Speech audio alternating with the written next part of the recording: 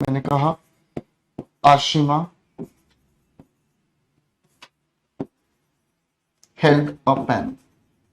ठीक है, आशिमा सब्जेक्ट है, हेल्ड एक वर्ब है, ये इस वर्ब का अपना ऑब्जेक्ट है, यानी कि आशिमा ने एक पेन को पकड़ा। आशिमा ने एक पेन को पकड़ा। हाँ, जे एम कीन्स पूरा नाम था। फाइन, आशिमा ने एक पेन को पकड़ा, हेल्ड का मतलब हो गया। ठीक है जी, एक बात समझिएगा।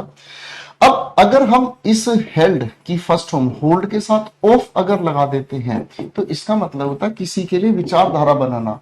टू ओपाइन, ओपाइन शब्द से ओपिनियन बना है। ठीक है ना, इसका मतलब हो गया विचार बनाना, किसी के लिए विचार बनाना।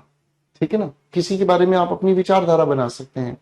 ठीक है, जैसे अगर मान लीजिए मैं आपसे पूछता हूं पूर्व प्रधानमंत्री मनमोहन सिंह प्रधानमंत्री के पद पर सही थे या उनके लिए वो पद सही नहीं था, तो आप अपनी विचारधारा बना सकते हैं। आप अपनी विचारधारा बना सकते हैं, आप अपनी विचारधारा बता सकते हैं। ठीक है ना, They held of psychology. उनकी विचारधारा थी psychology can be described as a discipline that focuses on study of mind and behavior. Some of the most common psychological concepts that are used to modify or change an individual's behavior include operant conditioning. जो आप में से जो भी students, आप में से कितने ऐसे स्टूडेंट्स हैं या आप में से कितने ऐसे साथी भाई हैं जो टीचर भी हैं या जो टीचिंग का कोई कोर्स किए हुए हैं, मतलब ETE, DLEd, DIET, BEd, MEd, JBT, आप में से कितने लोग कर रहे हैं, कर चुके हैं? उनको मैं फिर इस चीज के बारे में बताऊं, वरना फिर सीधा आंसर बता के आगे चले जाएंगे। आप में से कोई ऐसा दोस्त है जो जेबीटी, डाइट, बीएड, जेबीटी कुछ कर रही हुई है? तो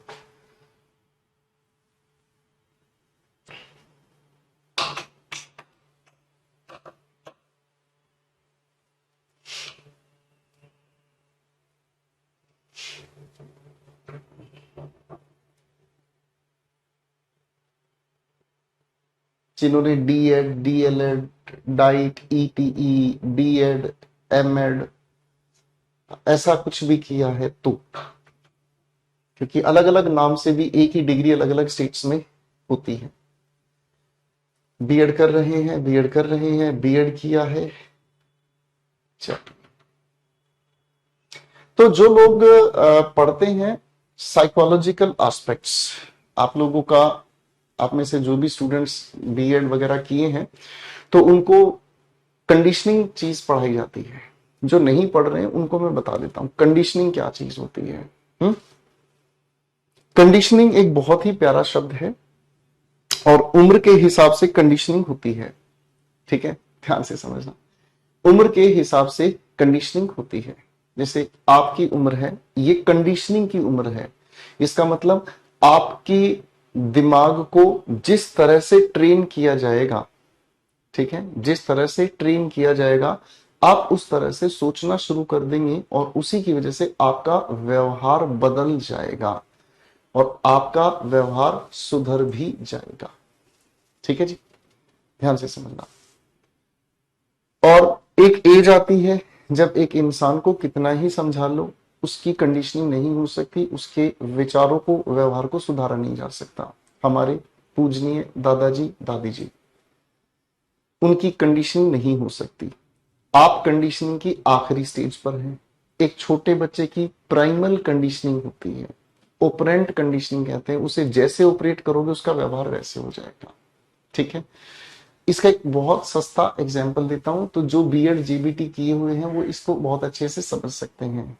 ठीक है, आपके घर पर कोई पालतू कुत्ता या बिल्ली है, आपका पेट कोई भी पालतू है, आपकी गली मोहल्ले का कोई भी कुत्ता है जिसे आप सुबह या शाम दूध पिला देते हैं, ब्रेड खिला देते हैं या बचा हुआ खाना उसे डाल देते हैं, तो आपने उसकी कंडीशनिंग कर दी। क्या वो कुत्ता, उसे ये पता चल जाए कि आप सुबह 7 या 8 बजे उसे कुछ ना कुछ दूध, ब्रेड, बिस्किट खाने के लिए देते हैं, तो वो 7 या 8 के आसपास आपके घर के बाहर बैठा मिलेगा।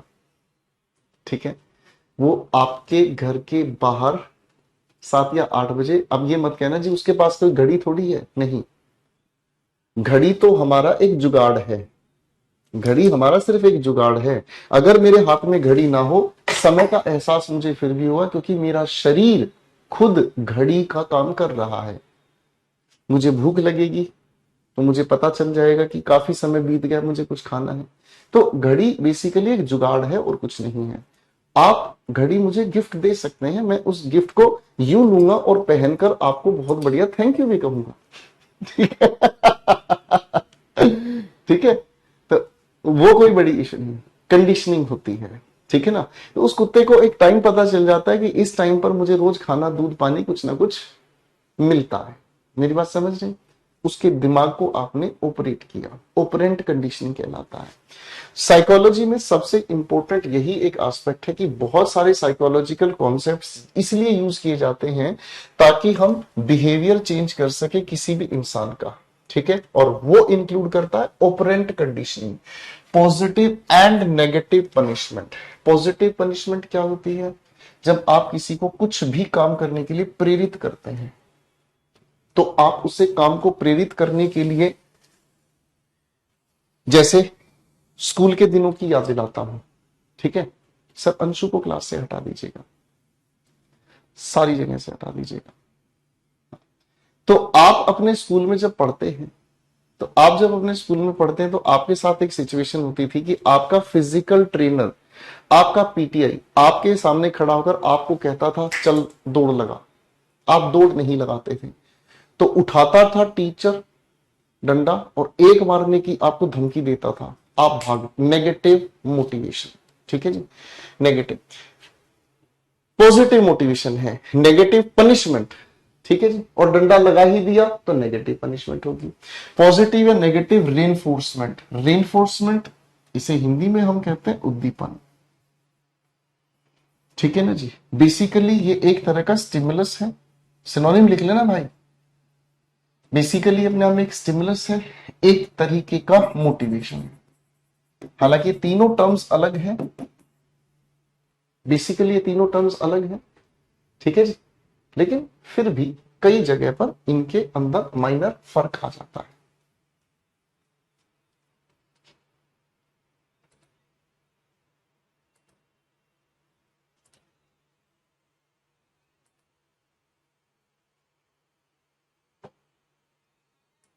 चलिए भाई, अब इसका आंसर बनाने की कोशिश करते हैं।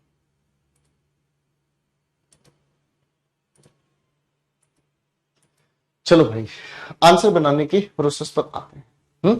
Since psychology is a broad field, psychologist not only use these concepts and approaches but also conduct scientific research that enables them to understand human behavior। वैज्ञानिक तरीके भी अपनाए जाते हैं इंसान के व्यवहार को समझने के लिए। ठीक है ना।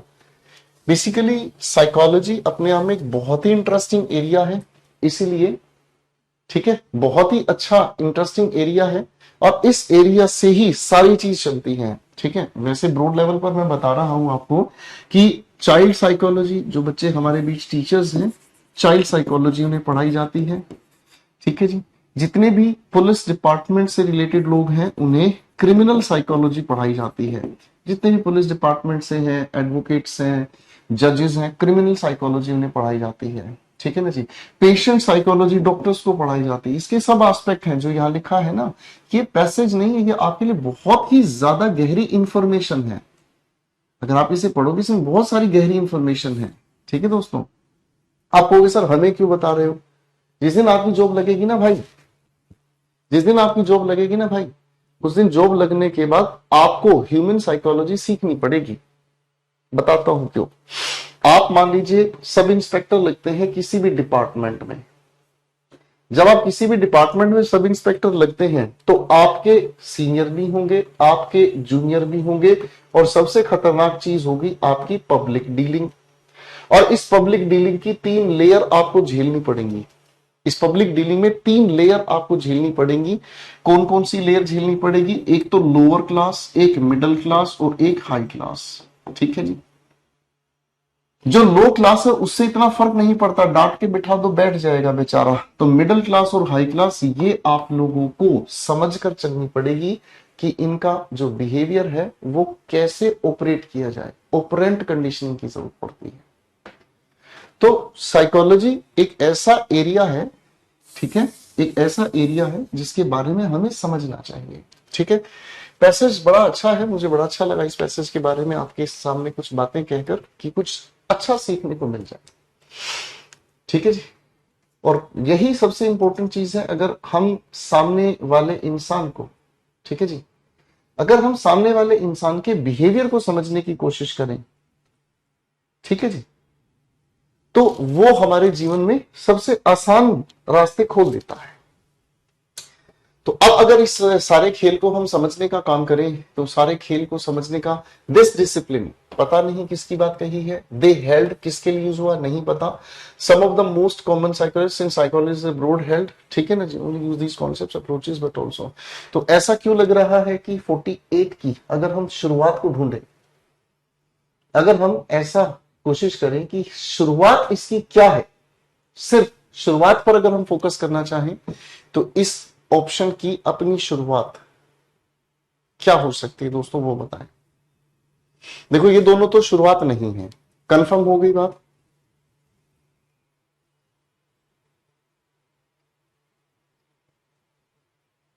इन दोनों में से कोई एक शुरुआत है।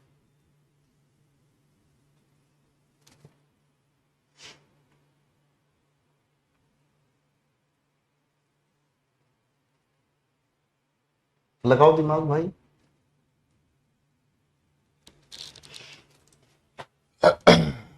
अगर हम इसकी शुरुआत को समझने का काम करें,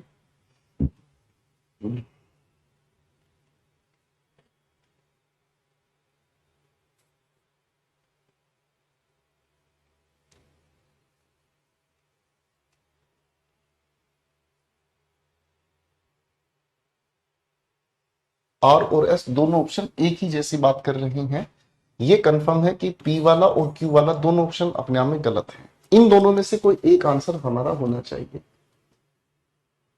एस हो सकता है क्योंकि आर में कॉन्सेप्ट बताए हैं, बिल्कुल ठीक कहा, यानी कि एस के बाद आर वाला ऑप्शन यही सही होगा। यहां साइकोलॉजी को बताया गया है, साइकोलॉजी एक बहुत बड़ा एरिया है और साइकोलॉजिस्ट इसके अंदर अलग अलग एक्सपेरिमेंट करते हैं और उनमें से कुछ कॉमन साइकोलॉजिकल कॉन्सेप्ट्स बताए हैं। बिल्कुल ठीक कहा मेरे दोस्त आपने, एस आर वाला ही इसके लिए करेक्ट आंसर होगा। बहुत ही अच्छी कोशिश, बहुत ही अच्छी कोशिश, नाइस आंसर भाई, बहुत बढ़िया रीजन बताया, नाइस। चलिए क्वेश्चन 49 पर आते हैं। क्वेश्चन 49 पर आते हैं। द मुगल एम्पायर वॉज, वे तो आसान सवाल है। The Mughal empire was extensive but it was not integrated, it was rather an agglomeration of territories bound together by a common administration and common ties to the imperial authority. The strong hand of emperor held the country together, compelling obedience. But these nobles felt no sense of national loyalty for the simple reason that the empire was not a nation. ठीक है जी, तो P से शुरू करेंगे हम इस बातचीत को। ये दोनों बाहर हो गए, पी के बाद आर है, पी के बाद आर है, कंफर्म अपने आप ही दे दिया इसने आंसर, पी के बाद आर है, ठीक है जी। Strong hand of the empire held the country together, compelling obedience from the nobles who governed the provinces, ठीक है। अब इन्हीं नोबल्स के बारे में एस ऑप्शन ने बताया है, ठीक है जी। भाई इन्हीं नोबल्स का जिक्र हुआ, लेकिन इन्हीं नोबल्स के अंदर कमी क्या थी, इनको राष्ट्रीय भक्ति से कोई लेना देना नहीं था, ठीक है जी, क्लियर है।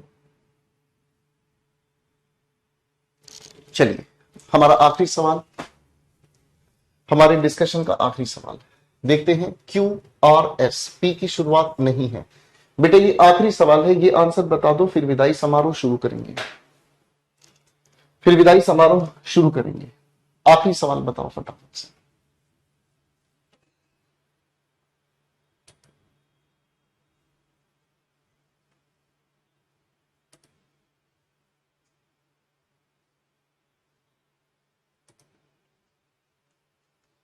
बेटा रीजन के साथ बताना,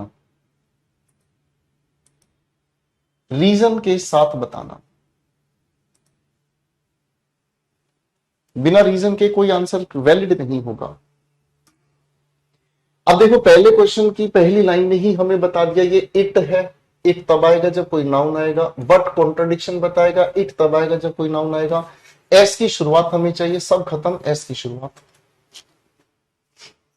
भाई एक कितनी देर लगी, मात्र 1 सेकंड। भाई इट अपने आप में एक प्रोनाउन है, तब आएगा जब इससे पहले इट का जिक्र कोई और हो, यहां भी इट, यहां भी इट, बट कॉन्ट्रडिक्शन बताएगा। तो तीनों बाहर हो गए, एक ही ऑप्शन की शुरुआत है, वो एस। ठीक है बच्चों,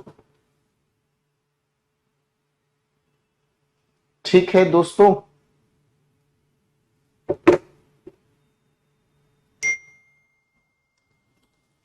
ठीक है बच्चे, तो चलिए एक बार सारे बच्चे फटाफट से कमेंट्स पर आ जाएं और बताइए जरा पैराजंबल के क्या हालचाल हैं आपके।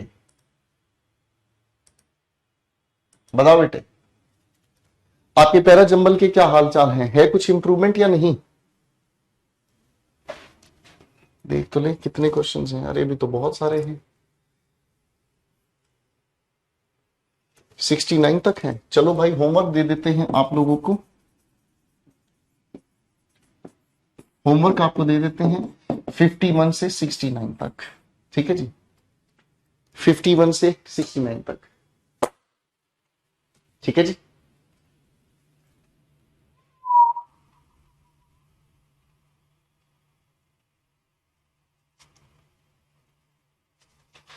चलिए ठीक है दोस्तों, अब अपनी मस्ती काटिए और मजे से अपने होमवर्क को निपटाइएगा। ठीक है, अगली क्लास में हम इसको वाइंड अप करेंगे, इस महाभारत को यहीं रोकेंगे। ठीक है जी, एक सेशन और होगा कोमल भाई जी। ठीक है, एक सेशन और लेंगे, तो उसमें हम जितने कर सकेंगे करेंगे, बाकी आप एक बार घर पर ट्राई कर लीजिएगा। ठीक है, so thank you so much ladies and gentleman, मस्त रहें, व्यस्त रहें, फिर मुलाकात करते हैं अगले सेशन में। Bye everyone, love you all.